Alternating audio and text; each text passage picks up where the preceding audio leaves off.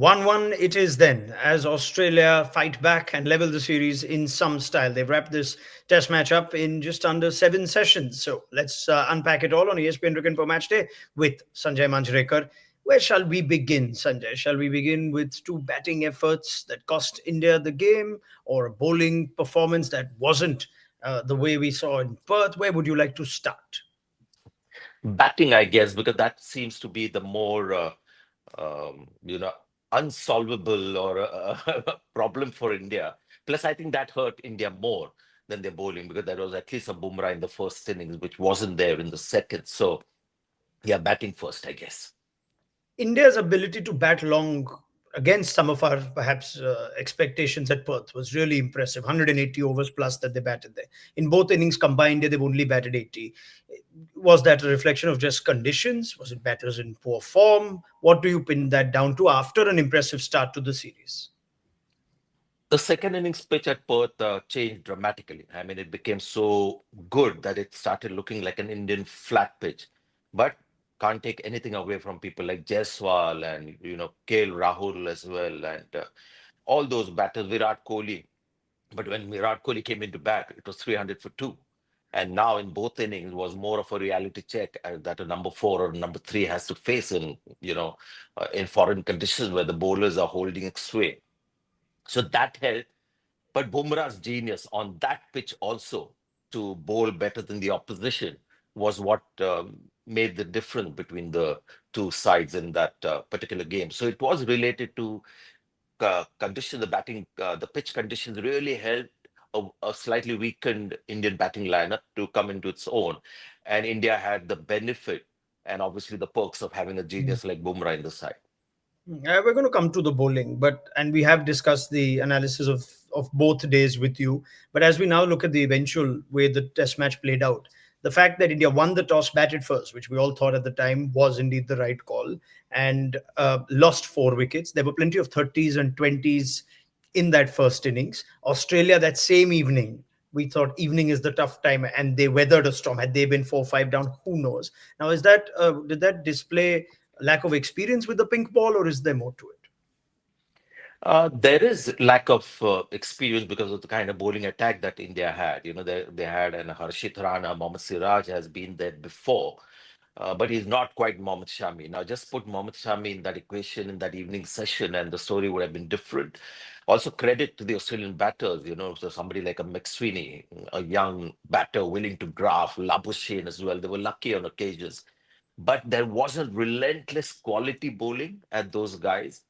That's where maybe India wasn't able to cash in when it was their moment. And Ashwin, it was a very curious selection and curious use in the end. So Indian bowling attack suddenly looked pretty average, and it seemed like it was only Bumrah and a bit of Siraj as Harshit Rana realized that every day is not going to be like the Perth Test match for him. Right, we're going to come to selections as well when we look ahead to the test. But did India get selections wrong in particular because of how the last test played? Was it too much to expect of Harshit Rana to play back to back test matches, or consecutive? There was a break, but consecutive test matches when he's so young and raw? See, we saw Akash Deep in India. We saw him in the warm-up games as well. And Harshit Rana and Akash, they both played the warm-up game. And Harshit Rana, even there, looked better. And there was every reason that he should have played the second test match. And there was a fair bit of gap as well. So I don't think the selection was a problem. Siraj has done well with the kind of ability that he has at the moment, whether it's similar to the one that he had 4 years back, I have no idea. But he gave his best, and we always had Bumrah. So selection-wise, India was fine. Just the inclusion of Ashwin, but that also wasn't a game changer.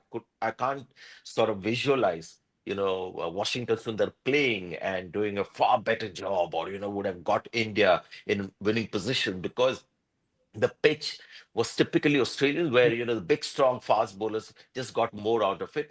And to be fair to Rohit Sharma, I mean, Nathan Lyon also didn't turn up despite his selection. It must be one of those rare wins for Australia where Nathan Lyon hardly featured as a bowler. Hmm. To close the chat on bowling, and we go back to the batting then. Uh, Listening to Cheteshwar Pujara also, who's with us on the coverage of this series, saying that the lens that worked for India at Perth did not work for them here because the pink ball bounces more. and that took away the advantage or the strength of the Indian fast bowlers. The minute they went fuller, they were punished. There was also the Travis Head factor. So how do you balance out or level with overall India's bowling performance? Could they have done more? I'm enjoying listening to Cheteshwar Pujara. I think it's nice to see a recently sort of not retired, but somebody who's been with the team so recent and making really good observations. My feeling is, and I said that on day one as well, and that was the concern for me, that the traditional line or length rather that India bowls is the good length area, which works superbly for them with Bumrah in the first innings and with the uneven bounce. So it was Indian bowlers bowling what comes naturally to them. India have only Bumrah who can adjust to whatever the needs of the day. At Adelaide, and it was very evident as well when Australia bowled. Mitchell Starc, when he got those, 6 wickets, five of those came from balls that were not in the good length area. And when India bowled in that good length area, there was nothing there. No excessive bounce, lateral movement. There was no swing with the pink ball as well. So I saw India finding it a little difficult to get the Australian wickets because their traditional area of attack is good length. Okay, let's go back to the batting now. And I'm sure Rohit Sharma will feel the heat, especially with the expectations rising once the first test was secured, and his own personal form. Questions will be asked even after his decision of moving to the middle order. But captaincy also, and tactically, plus Rohit's own form. How do you see this story developing in terms of Rohit Sharma? I don't think it's an easy time for him. Yeah, the first thing to be really concerned about with Rohit Sharma as an individual is his own batting form, the batting mechanism that he has with him at the moment. Somebody who's getting beaten on defense on Indian pitches against New Zealand, even then, I think we said here on this platform now, that is a matter of grave concern because in Australia it's going to get worse, and that seemed to happen. So that is one issue where he has absolutely no confidence in his own defense. And in the first innings, he decided that he was going to back his defense and see how it goes. But it was breached in the first. Second, the body language was not very promising. So that's the problem with Rohit Sharma. The technical plus the fact that he's down on confidence. But the good thing for him, he's batting down the order. So if there is a good partnership at Brisbane and he comes in a little later, say 200 for three or something, then maybe, he can play the game that he seems to find easy to play, the more attacking game. Now, captaincy, because he's a guy who is pretty sensitive to everything around him, and that's what makes him a good leader as well. He's aware that he's not contributing and the team is losing 3-0 at home. I think that's a burden that he'll have to carry for a while. So as a captain also, down on confidence, but I don't believe that his captaincy was the reason that India didn't, win this game or lost in this fashion. And I don't think there is any need for drastic changes. Let's say, let India keep faith in the Australian batting, and hopefully Australian batting gets India back in this series. I guess you answered my next question, which is you do see Rohit continuing in the middle order in Brisbane? Absolutely, because Shubman Gill was very, very promising. I thought he looked really good, and that is one, straw that I will hold on to, that we can expect Gill to get a big one because he actually played out the toughest session or the toughest phase in both innings with great comfort, just like Rahul did in the first test. The only problem, which was actually one of the main reasons that India didn't get enough runs, is that somebody who's settled, who's got a 30 or a 20, is looking good. Just because the others around him, the batting unit, aren't quite contributing, it's really imperative. And this is where team spirit comes in, where you have to bat for the others. My problem in this batting lineup was that Rahul, Jaiswal didn't carry their form from the last Yeah. game. Same with Virat Kohli after 100. Yeah, I think you and many others have said this, that you need your top three or your top four to get runs if you are to be successful in Australia. That And has also people in worked. form must, Yeah.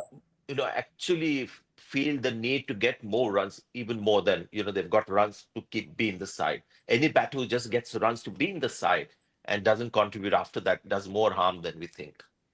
All that being said, though, is it at all? Is there any merit in saying it was a pink ball test and Australia were superb from ball one, literally ball one with Mitchell Starc? India do not play a lot of pink ball test cricket. They had some tough conditions. Let's write this one off. They will be much more competitive with the red ball in the next three tests. So this need not be pressing the panic button?